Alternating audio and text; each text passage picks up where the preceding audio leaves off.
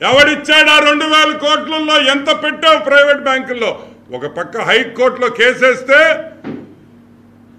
Private బ్యాంకుల్లో డబ్బులు పెట్టేదానికి లేదని చెప్పి హైకోర్టు తీర్పిస్తే దాన్ని కూడా లెక్క చేయకుండా ప్రైవేట్ బ్యాంకుల్లో డబ్బులు పెట్టి వైఎస్ జగన్మోహన్ రెడ్డికి అప్పులు తెచ్చుకునేదానికి సహకరించిన నువ్వు స్వామివారి సేవకుడివా? సిగ్గులేదురా మీకు? 3 నామాల స్వామిని పంగనామాలు చేశారా ఎదవల్లారా? సాక్షాత్తు ఆ గోవిందుణ్ణి తిరుమల తిరుపతి దేవస్థానంలో ఇంత అవినీతి ఎప్పుడైనా చూసావా అని నేను అడుగుతున్నా. పారిపోవాలని చూస్తున్నాడు. నువ్వు ఢిల్లీకి పోయినా, నువ్వు లండన్కి పోయినా, నువ్వు జూపిటర్కి పోయినా, నువ్వు మార్స్కి పోయినా కూడా నిన్ను తిరిగి తీసుకొని వస్తామని కూడా నేను మనవి చేస్తా ఉన్నా. కటకటాలు వెనకపోయే ధర్మారెడ్డి తొందరలో వెళతాడు. వదిలే ప్రసక్తే లేదని కూడా నేను మీకు మనవి చేస్తా ఉన్నా. సరే, చిన్న broker Karunakar Reddy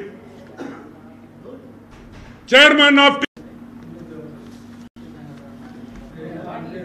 చూసమ్మా Adilakshmamma Srimannarayana right role.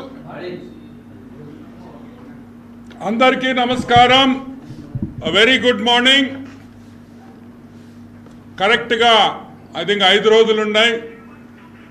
Telugu Desam party నాయకులు, కార్యకర్తలు, ఆంధ్ర రాష్ట్ర ప్రజలు రిజల్ట్స్ కోసం ఎదురు చూస్తున్నారని నాకు తెలుసు.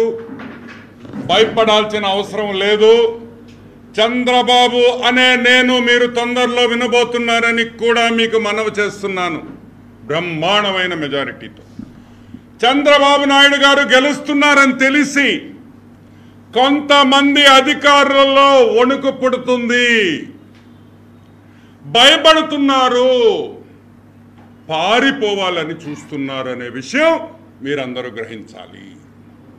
పారిపోవాలి, ఢిల్లీకి వెళ్ళిపోవాలి, లేకపోతే ఉద్యోగానికి రాజీనామా చేయాలి, లేకపోతే దాంకోవాలి ఫారెన్ పోయి అని కూడా చాలామంది ఈరోజు అఫీషియల్స్, ఐఏఎస్ అయితే ఏమి, మిగతా అఫీషియల్స్ అయితే ఏమి, పోలీస్ డిపార్ట్మెంట్లో ఉండేవాళ్ళు అయితే ఏమి, తప్పులు చేసిన ప్రతి ఒక్కరూ ఆంధ్ర రాష్ట్రం వదిలి పారిపోయేదానికి సిద్ధముగా ఉన్నారు, సంసిద్ధముగా ఉన్నారు అనే విషయం మీరు అందరూ గ్రహించాలి.